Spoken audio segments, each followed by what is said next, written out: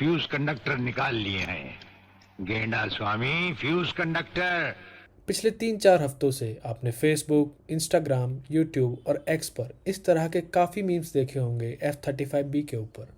तो चलिए जानते हैं कैसे दुनिया के सबसे बेहतरीन 5th जनरेशन फाइटर जेट्स में से एक मीम्स का विषय बन गया है इंडियन सोशल मीडिया पर।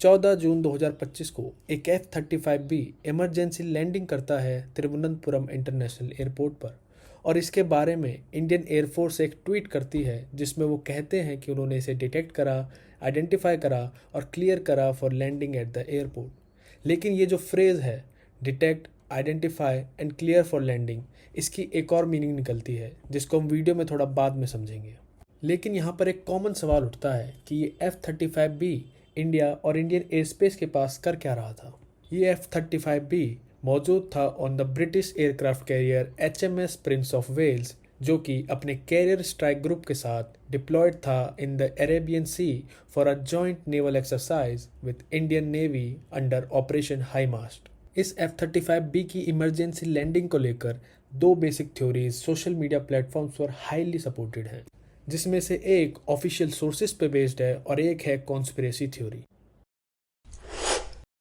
एज पर ऑफिशियल सोर्सेज इस F-35B के HMS प्रिंस ऑफ वेल्स के डेक से टेक ऑफ करने के कुछ देर बाद ही इसे बैड वेदर कंडीशंस का सामना करना पड़ा और लो फ्यूल के चलते इसे रिक्वेस्ट करनी पड़ी एक emergency landing at the nearest and the largest airport, जो कि था तिरुवनंतपुरम इंटरनेशनल एयरपोर्ट। और इस इमरजेंसी लैंडिंग के बाद इस F-35B को एक इंजीनियरिंग इशू का सामना करना पड़ा, जिसके चलते रिफ्यूलिंग और वेदर कंडीशन सुधरने के बाद भी ये कैपेबल नहीं था टेक ऑफ करने के। और 15 जून 2025 को HMS प्रिंस ऑफ वेल्स से एक टेक्नीशियंस की टीम भेजी जाती है इस इंजीनियरिंग इशू को रिजॉल्व करने के लिए, लेकिन वो इस इंजीनियरिंग इशू को रिजॉल्व करने में अनसक्सेसफुल रहते हैं और एज अ रिजल्ट 17 जून 2025 को वो वापस HMS प्रिंस ऑफ वेल्स लौट जाते हैं। लेकिन वो पायलट को और 3 रॉयल नेवी के ऑफिसर्स को छोड़कर जाते हैं इस F-35B को ओवरसी करने के लिए। और 20 जून 2025 को इंडियन गवर्नमेंट ने एयर इंडिया के थ्रू रॉयल नेवी को ये ऑफर दिया कि अगर वो चाहें तो वो इस F-35B को एयरपोर्ट के हैंगर में पार्क कर सकते हैं,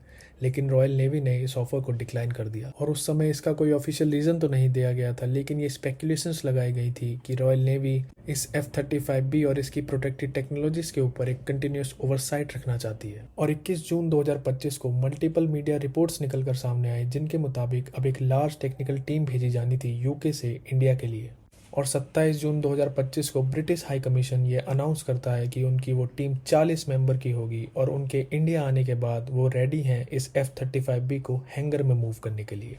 और 6 जुलाई 2025 को वो टीम इंडिया में लैंड करती है।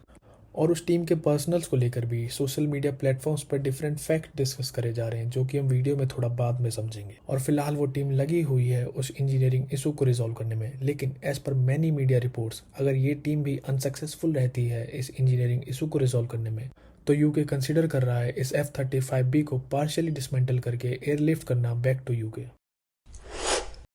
सोशल मीडिया पर हाईली डिस्कस्ड कॉन्स्पिरेसी थ्योरी के मुताबिक ये F-35B इंडिया के एयर डिफेंस नेटवर्क को टेस्ट करने की कोशिश कर रहा था और ये इंडिया की रेडार कवरेज रेंज को जानना चाहते थे और साथ ही साथ ये भी देखना चाहते थे कि इंडिया कितना टाइम लेता है फाइटर जेट्स को स्क्रैम्बल करने में, मिसाइल्स को फाइटर जेट पे लॉक करने में, इलेक्ट्रॉनिक जैमिंग करने में, और ये कितना अंदर पेनिट्रेट कर सकते हैं इंडिया के विदाउट बीइंग डिटेक्टेड। लेकिन सब कुछ इनके प्लान्ड ऑपरेशन के मुताबिक नहीं गया। इंडिया ने अपने integrated air command and control system को यूज करते हुए इस F-35B को पैसिव लेवल स्पाइंग करते हुए डिटेक्ट कर लिया और इसे सपोर्ट करते हुए ये कहा जा रहा है कि ये उस इंडियन एयरफोर्स के ट्वीट की हिडन मीनिंग है जिसमें वो कहते हैं कि उन्होंने इसे आइडेंटिफाई करा, डिटेक्ट करा और क्लियर करा for landing at the airport. और क्योंकि F-35B एक टेक्नोलॉजिकली एडवांस्ड फाइटर जेट है, इसने जैसे ही डिटेक्ट करा कि इसके सिस्टम्स के साथ टेम्परिंग हो रही है, एक सेल्फ लॉक मोड में चला गया और इसने पायलट की सारी मैनुअल कमांड्स को ओवररोड कर दिया और उसे फोर्स करा लैंड करने के लिए at the nearest and the largest civil airport. और इस थ्योरी के मुताबिक एडजेसेंट एयरफोर्स बेस होने के बावजूद इस F-35B ने एक सिविल एयरपोर्ट पे इसलिए लैंडिंग करी क्योंकि unlike air force bases civil airports are not कैमोफ्लेज्ड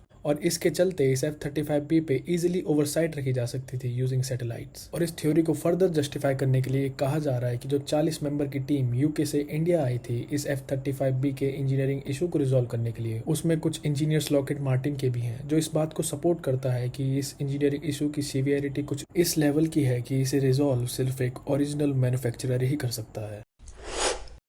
हमारे मुताबिक इस F-35B को सही में एक इंजीनियरिंग इशू का सामना करना पड़ा था और ये यूके का कोई स्पाइंग मिशन नहीं था और इंडियन एयरफोर्स के ट्वीट की एक डिफरेंट मीनिंग निकाली जा रही है। और क्योंकि F-35B एक टेक्नोलॉजिकली एडवांस्ड फाइटर जेट है और इसकी कुछ ऐसी टेक्नोलॉजीज हैं जिस पे यूएस एक कंप्लीट कंट्रोल रखता है, और अगर वो इंजीनियरिंग इशू किसी ऐसे ही टेक्नोलॉजी से रिलेटेड हो तो लॉकहीड मार्टिन के इंजीनियर्स की प्रेजेंस मस्ट है इसको रिजॉल्व करने में। और आपके इस स्टोरी पे क्या व्यूज हैं और आप किस थ्योरी से अलाइन करते हैं हमें कमेंट करके जरूर बताएं।